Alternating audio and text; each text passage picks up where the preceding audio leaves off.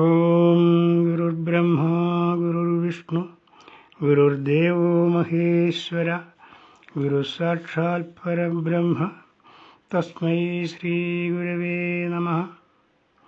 പ്രിയ ശ്രോതാക്കളെ, സുഹൃത്തുക്കളെ, ഇന്ന് ജ്യോതിശാസ്ത്ര ഗ്രന്ഥങ്ങളിൽ കാണുന്ന ചില വൈപരീത്യങ്ങളെ പറ്റി ചിന്തിക്കാം.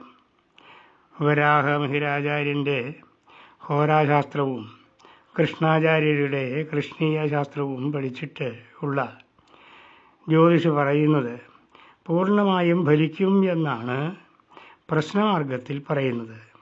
എന്നാൽ ചില കാര്യങ്ങളിൽ ഈ രണ്ട് ആചാര്യന്മാരും ഭിന്ന അഭിപ്രായക്കാരായാണ് കാണുന്നത്.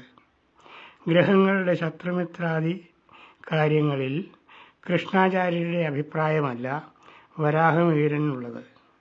ജാതകത്തിന് ഹോരാശാസ്ത്രവും പ്രശ്നത്തിന് കൃഷ്ണീയവും സ്വീകരിക്കണമെന്ന് ചിലരുടെ അഭിപ്രായം. എന്നാൽ എല്ലായിടത്തും വരാഹമിഹിരൻ്റെ അഭിപ്രായം തന്നെയാണ് സ്വീകരിക്കേണ്ടത് എന്ന് മിക്കവരുടെയും അഭിപ്രായം അങ്ങനെയുമാണ്. ദശാഫലങ്ങളും ഭാവഫലങ്ങളും യോഗഫലങ്ങളും എല്ലാം പറയുന്നിടത്ത് എല്ലാവരും ഹോരാശാസ്ത്രത്തെയാണ് പ്രമാണമാക്കുന്നത്. എന്നാൽ ഹോരയിൽ പറയുന്ന അംശകദശ, പിണ്ടദശ, ജീവശർമ്മദശ ഇവയൊന്നും ആരും ജാതകങ്ങളിൽ സ്വീകരിച്ചു കാണുന്നുമില്ല. അതിനു പകരം ഹോരാശാസ്ത്രത്തിൽ പറഞ്ഞിട്ടില്ലാത്തതും വരാഹമിഹിരന് അത്ര സ്വീകാര്യമല്ലാത്തതുമായ നക്ഷത്രദശയാണ് എല്ലാവരും ജാതകങ്ങളിൽ സ്വീകരിച്ചു പോരുന്നത്. ഇനി ഹോരയിൽ പ്രാധാന്യം നൽകി പറഞ്ഞിട്ടുള്ള ആയുർദായ ദശാസമ്പ്രദായത്തിൽ അദ്ദേഹം തന്നെ കണ്ടെത്തിയിട്ടുള്ള രണ്ട് പൊരുത്തക്കേടുകളുണ്ട്. അതിലൊന്ന് ആയുർദായം വിഷ്ണുഗുപ്തോവി ചെയ്വ ദേവസ്വാമി സിദ്ധസേനശ്ചാക്രേ ദോഷശ്ചൈഷാം ജായതേഷ്ഠാവരിഷ്ഠം ഹിത്വാനായുർവിംശോസ്യാദധാസ്താത്. പൂർവാചാര്യന്മാരായ മയൻ, യവനൻ, മണിന്ദൻ, പരാശരൻ മുതലായവർ മാത്രമല്ല വിഷ്ണുഗുപ്തനും ദേവസ്വാമിയും സിദ്ധസേനനും എല്ലാം അംഗീകരിച്ചിട്ടുള്ള ആയുർദായ ദശാസമ്പ്രദായം കണക്കനുസരിച്ച് ഗണിച്ചാൽ 20 വയസ്സിൽ കുറഞ്ഞതായ ഒരു ജാതകം ഉണ്ടാവുകയില്ല. എന്നാൽ 20 വയസ്സിനുള്ളിൽ മരണം നടക്കുന്നുണ്ടല്ലോ, അതാണ് ഒന്ന്.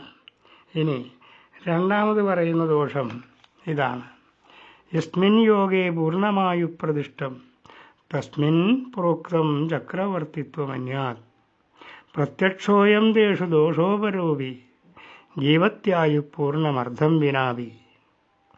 ലഗ്നം മീനം, രാശിയിൽ വർഗോത്തമാംശകം ആയി വരികയും ബുധനൊഴിച്ചുള്ള ഗ്രഹങ്ങളെല്ലാം ഉച്ചസ്ഥരായി നിൽക്കുകയും ബുധൻ ഇടവൻ രാശിയിൽ 25 തികഞ്ഞ് നിൽക്കുകയും ചെയ്താൽ അത് പരമായുസിൻ്റെ യോഗമാണ്. ഈ യോഗത്തിൽ എല്ലാ ഗ്രഹങ്ങളിലെയും ലഗ്നത്തിൻ്റെയും ലഭിക്കുന്ന ആയുസ് എല്ലാം കൂട്ടിയാൽ 120 വർഷവും 5 ദിവസവും കിട്ടുന്നതാണ്. ഇങ്ങനെ ആയുർദായത്തിൽ പറയുമ്പോൾ ഇതേ യോഗത്തിൽ ജനിച്ചാൽ ചക്രവർത്തി പദം ലഭിക്കുമെന്ന് ഇതേ ശാസ്ത്രത്തിൽ മറ്റൊരിടത്തും പറയുന്നുണ്ട്. എന്നാൽ ദീർഘായുസ്സായിരിക്കുകയും ദാരിദ്ര്യം അനുഭവിക്കുകയും ചെയ്യുന്നവരുണ്ടല്ലോ എന്നാണ് ഗ്രന്ഥകർത്താവ് തന്നെ പറയുന്നത്. അതായത് ഈ ശാസ്ത്രം എല്ലായിടത്തും ശരിയായി കാണുന്നില്ല, എന്നാൽ തെറ്റാണെന്നും പറഞ്ഞുകൂടാ. അതാണ് അനുഭവം. ജ്യോതിഷികൾ ശാസ്ത്രത്തോടൽപ്പം ചില സൂത്രങ്ങളും പ്രയോഗിക്കാറുണ്ട്. ശ്ലോകങ്ങൾക്കും മറ്റും സന്ദർഭാനുസരണമുള്ള വ്യാഖ്യാനങ്ങളും മറ്റും നൽകി തടി തപ്പുന്നവരുമുണ്ട്. ഉദാഹരണത്തിന് പ്രവദന്തി നിശ്ചയാത് എന്നതിന് ഉറപ്പിച്ചു പറയാം എന്നും വളരെ ആലോചിച്ച് നിശ്ചയിച്ചു വേണം പറയേണ്ടത് എന്നും 2 വ്യാഖ്യാനം പറയുന്നുണ്ട്. ശ്ലോകമിതാണ്: ന ലഗ്നമിന്ദും ച ഗുരുർനിരീക്ഷ്യതേ നവാ ശശാങ്കോ രവിണാ സമാഗത സ്വഭാവകാർക്കേണ യുതോധവാ ശശി പരേണ ജാതം പ്രവദന്തി നിശ്ചയാത്.